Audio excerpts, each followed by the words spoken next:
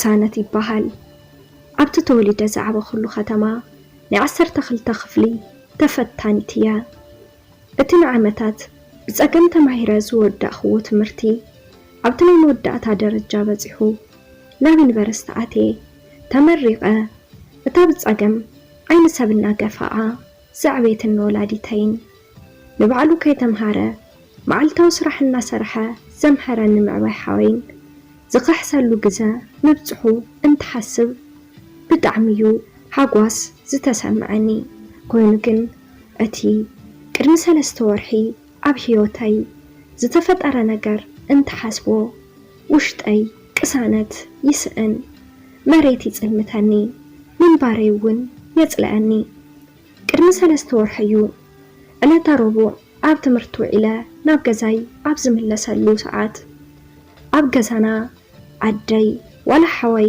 ኣብ ገዛይ ጸንሖነን ኣነ እውን ከም ትልሙድ ኣብ ስራሕ እዮም ዝህሉ ብማል ንምሳሕ ዝኸውን ጸብሒ ናብ ምስራሕ ኣተኹ ኣብዚ ሰዓት እዩ ኣነ ዘይተጸበኽዎ ነገር ዝተፈጠረ ንምዕባይ ሓወይ መሓዝኡ ቢንያም ናብ ገዛ መጸ ስምዖን ደኣ የለን ድዩ ኢሉ ሓተተኒ ኣነ እውን ቅልጥፍ ኢለ የለን ኣብ ስራሕ እዩ ዘሎ ይመስለኒ ንዓይ እውን ኣብ ገዛ ይጸንሐንን በልክዎ ቢንያም እሺ በቃ ድሓር ክምለስ ኢሉ ወፂኡ ክኸድ ምስ በለ ኣነ ከም ዝበልክዎ ሕጂ ክመጽእ ይኸውን እዩ ኣብዚ ዘይትጽበዮ ኣነ እውን ክሳብ ሽዑ ቡና ኸፍልሕ በልክዎ ቢንያም ንዕተይ ዓይኒ ኸይሓሰየ ብኣወንታ ተቐቢሉ ተመሊሱ ኮፍ በለ ኣነ እውን ኣቕሑ ቡና ቀራሪበ ቡን ምፍላሕ ጀመርኩ ኣነም ቢንያምን ብዙሕ ነገር እናልዐልና ንዕላል ጀመርና ፍቕረኛ ለክ ድዩ ምስ ወዲ ደቂስ ክትፈልጥ ዲኺ ብማል ኣከታቲሉ ሓተታኒ ሕቶ ቢንያም ንእሽተን ኣደንገጸኒ ኮይኑ ግን ቅልጥፍ ኢለ ፍቕረኛ ከም ዘይብለይን ምስ ወዲ ደቂሰ ከም ዘይፈልጥን ነገርክዎ ናይ ቢንያም ገጽ ከም ቅጽበት ክለዋወጥ ረእኽዎ ድሕሪ ብዙሕ ስቕታን ዓይኒ ንዓይኒ ምጥምማትን ቢንያም ሓቢረዮ ንኽድቅስ ሕቶ ኣቕረበለይ ውሽጠይ ሓውሲ ድንጋጸን ፍርሐን ተሓዋዊሱኒ እዚ ክገብር ከም ዘይኽእል ካብ ገዛይ ንኽወፅእ ብሕርቃን ነገርክዎ ቢንያም ግን ብቐሊሉ ዝምለስ ሰብ ኣይነበረን ንሕርቃነይ ከም ምንም ኣይቆጸሮን ካብቲ ዝነበሮ ተሲኡ ናባይ ክቐርብ ጀመረ ኣነ እውን ካብኡ ኸረሕቕ ጀመርኩ ቢንያም ቅልጥፍ ኢሉ ነቲ በሪ ድሕሪ ምቁላፉ ናባይ መጸአ ብዘይ ፍቓደይ እውን ብሓይሊ ብግዲ ኣፈይ ዓቢሱ ደፈረኒ ስምዒቱ ድሕሪ ምፍጻም ኣብቲ መደቀሲ ገዲፉኒ ወፂ ኸደ እዚ ኩሉ ውሽጠይ ኣሚኑ ክቕበለይ ከኣለን ንብዙሕ ግዜ ንበይነይ ተሳቐ ንስድራይ ከይነግሮም ምዕባይ ሓወይ ክቐትሎ እዩ ብምባል ብውሽጠይ ሓቢአ ንኽሕዞ ወሰንኩ ደቂቓ ሰዓት መዓልቲ ሰሙን ወርሒ ተኪኦም እንትሓልፉ 3 ወርሒ መሊኡኒ ኣብ ሰውነተይ ለውጢ ክርኢ ጀመርኩ ጠኒሰ ኸይከውን ውሽጠይ ምሕር ክጭነቕ ክፈርሕ ጀመረ ንሕክምና ከይደ ቼክ ክገብር ከም ዘለኒ ብውሽጠይ ኣሚነ ናብ ሆስፒታል ኣምራሕኹ ተመርመርኩ እውን እቲ ዶክተር ኣብ ውሽጠይ ናይ 3 ወርሒ ጥንሲ ከም ዝተሸከምኩ ነገረኒ ኣመና ደንጊጸ ዝሕዞን ዝጭብጦን ጠፍአኒ ከመይ ሚለ ካብቲ ሆስፒታል ወፄ ናብ መሓዛይ ሜሮን ከይደ እቲ ዝተፈጠረ ኩሉ ነገር ክዋ ሜሮን ኣዝያ ሓዘነት ንቢንያም ረኺበ ኩሉ ክነግሮ ምኽሪ ለገሰትለይ ኣነ እውን ንቢንያም ረኺበ ኩሉ ነገር ተዛረብክዎ ቢንያም ግን ብስሓቕ ክባጭወለይ ጀመረ ካብ ጅብኡ 1,000 ቅርሺ ቆፂሩ ብምውፃእ እንኪ ጉሓፍዮ ኢሉ ገዲፉኒ ኸደ ኩሉ ነገር ልዕሊ ዓቕመይ ኮይኑ ክሓስበይ ከኣልኩን እቶም ብጸገም ዘምሃሩን ወለደይ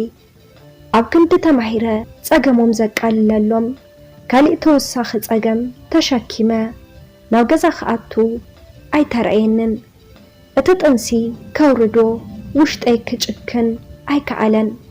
በቃ ዝነበረኒ መማረፂ ትምህርተይ ቋሪፀ በቲ ቢንያም ዝሃበኒ ቅርሺ ካብቲ ዓዲ ምጥፋእ እዩ። ጠፊአ እውን ከይደ ክሳብ እታ ዝወልደላ መዓልቲ ተኣክል እንዳ ሰብ ክዳንን ኣቑሑትን እናሓፀብኩ ኣሕሊፈዮ ከም ፈጣሪ ፍቃድ ኮይኑ ጓል ኣንስተይቲ ክወልድ ክኢለ። እቲ ዝሓለፍክዎ ውፃእ ውረድ ዓቐብ ቁልቁል ብትዕግስቲ ክሓልፎ ስለ ዝገበረትኒ ትዕግስቲ ክብል ሹም መውፃኹላ።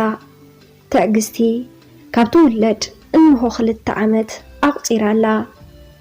ኣነ ኣበይ ከም ዝነብርን ቆልዓ ከም ዝወለድኩን ብሰብ ዝሰምዐ ቢንያም ናብቲ ኣነ ዝነብረሉ ዓዲ መፂኡ ረኸበኒ። ምስኡ ክነብርን ጓልና ብሓባር ክነዕቢ ብዙሕ ለመነኒ። እቲ ኩሉ ዝበደለኒ ብሰንኪ ስድርኡ ምዃኑ ከረድአኒ ፈተነ። ስድራይ ከምቲ ትፈልጥዮ ኣዝዮም ሓፋትም ስለ ዝኾኑን ምስ እንዳድኻ ክዋሰቡ ከም ዘይደልዩ ስለ ዝፈልጥ ስድራይ ክሕዝን ስለ ዘይደለኹ ንዓኺ በዲለኪ። ሕጂ ግን ዋላ ብድኽነት ምሳኺ ክነብር ወሲነ ደጃ ክተቐበልኒ ኢሉ ዝርንዛሕ እናነበዐ ክልምነኒ ወዓለ። ኣነ ግን ብኡኡ ምኽንያት ትምህርተይ ቋሪፀ ምስቶም ኣመና ዝፈቶም ስድራይ ተፈላለ። ብኡኡ ምኽንያት ኣብ ንእስነተይ ብዙሕ ጸገም ከም ዘሕለፍኩ እንትዝክሮ ኣይኮነንዶ ምስኡ ክነብር ንሓንቲ ደቂቓ እውን ዓይኑ ክሪኦ ኣይደልን። ግን ድማ ውላደይ ትዕግስቲ ብዘይ ኣቦ ዓብያ ምስ ዓበየት ኣቦይ መን እዩ ኢላ እንትትሓተኒ መን ኢለ ክምልሰላ ኢለ ይፈርሕ። ብዘይ ኣቦ እውን ክትዓቢ ኣይደልን። ስለዚ ብክልተ ሓሳባት ተወጢረ እንተለኹ። ኣነ ግን ሕጂ እውን ኣብ ከቢድ ወጥሪ ኣለኹ።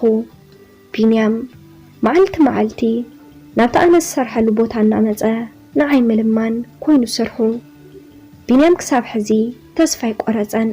እቲ ኩሉ ዝበደለኒ ይቕረ ክብለሉ ሓቢርና ክንነብር ወሲነ ዝገብርዎ ይኹን ዝሰርሕዎ ኣይፈልጡን እሞ ይቕረ በለሎም ስለ ዝብል ይቕሬታ ናይ ኩሉ ሓጢኣት መሕፀቢ ምዃኑ ኣሚነ ንቢንያም ተቐቢለዮ።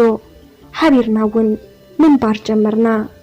ኣነ እውን ትምህርተይ ብርሕቀት ቀፂለዮ ተመሪቐ እውን ናይ ባዕለይ ስራሕ ጀሚረ። ኣነን ቢንያምን ናብቲ ተወሊድና ዝዓበናሉ ዓዲ ተመለስና። ስድራይ እውን ረኺበዮም ኩሉ ተሓቂ ብደንብ ገይረ ዘርዚረ ርድአዮም። ኣብ ህይወት ኩሉ ግዜ ከም ዝኾነልና እምበር ከም ዝሓሰብናዮ ኣይንነብርን።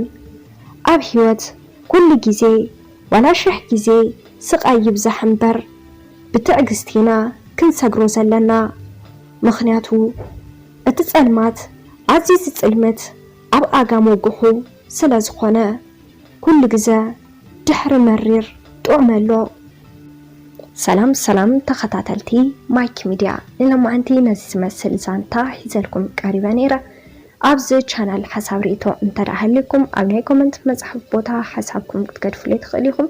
ነዚ ቻናል ሓደሽቲ እንዳሕዳህልኩም ሳብስክራይብ ገርዎ፣ ላይክ ሼር ከይትረስዕዎ ይቐኒለይ።